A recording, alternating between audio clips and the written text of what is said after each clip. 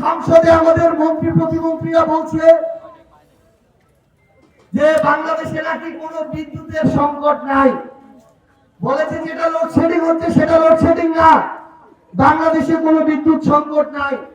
এখন আপনারা আমাদের এই উল্লাপাড়াবাসী, সর্বস্তরের অভ্যুত্থানের ছাত্র জনতা, আপনারা আপনাদের জায়গা থেকে রায় দেন, বাংলাদেশে লোডশেডিং আছে না নাই?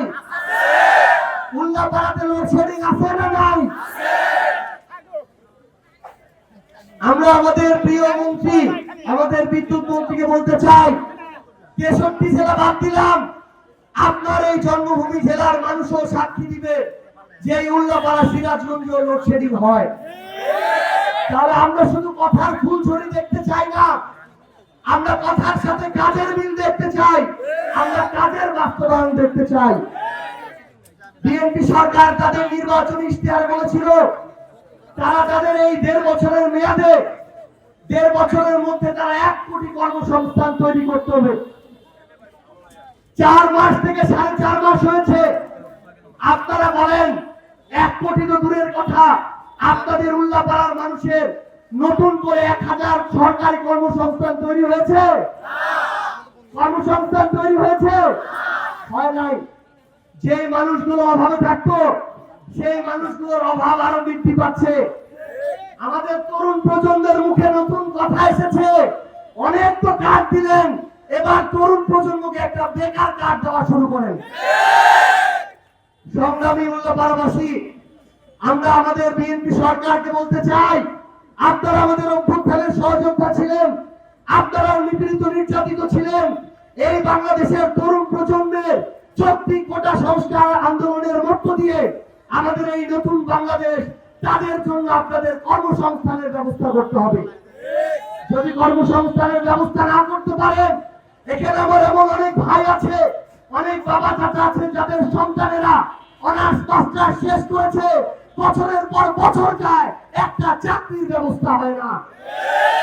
যেদিন এই তরুণ প্রজন্ম এই চাকরির অভাবে বিক্ষুব্ধ হবে, ওই দিন এই বাংলাদেশে কর্মসংস্থানের অভাবে বেকারদের দ্বারা আরেকটা অভ্যুত্থান হবে। আমরা আপনাদেরকে আহ্বান করব, আপনারা আমাদের তরুণ প্রজন্মের জন্য কর্মসংস্থানের ব্যবস্থা করেন। আমরা আরেকটা দাবি নিয়ে আপনাদের কাছে এসেছি, সেই দাবিটি হচ্ছে আমাদের যে সীমান্ত, এই সীমান্তটাকে রক্ষা করতে হবে। আপনারা দেখে থাকবেন পশ্চিমবঙ্গের একজন নামকাওয়াস্তে মুখ্যমন্ত্রী হয়েছে, তথাকথিত মুখ্যমন্ত্রী হয়েছে। এই ঐতিহ্যবাহী পশ্চিমবঙ্গ, আমাদের দুঃখ লাগে এত বছর বছরের ঐতিহ্যবাহী পশ্চিমবঙ্গে কিভাবে এই ধরনের একজন বিবেকবোধ যে বিসর্জন দিয়ে দিয়েছে, এই ধরনের একজন মুখ্যমন্ত্রী কিভাবে হয়। এই মুখ্যমন্ত্রী ঘোষণা দিচ্ছে বাংলাদেশে নাকি 10,000 পুশিং করা হয়েছে, তারা নাকি আরো পুশিং এর প্রক্রিয়া নিচ্ছে।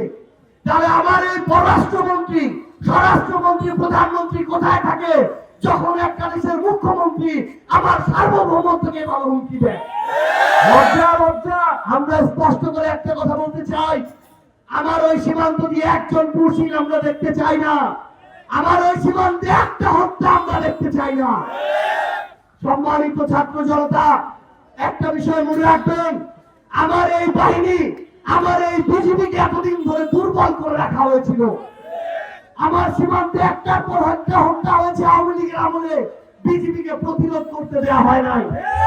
আমরা বিএনপিকে স্পষ্ট করে বলি, বাংলাদেশ সেনাবাহিনী, বর্ডার গার্ড বাংলাদেশ, তাদেরকে সর্বোচ্চ শক্তিশালী প্রতিষ্ঠান হিসেবে গড়ে তুলতে হবে। আমার সার্বভৌমত্বকে রক্ষা করতে হবে।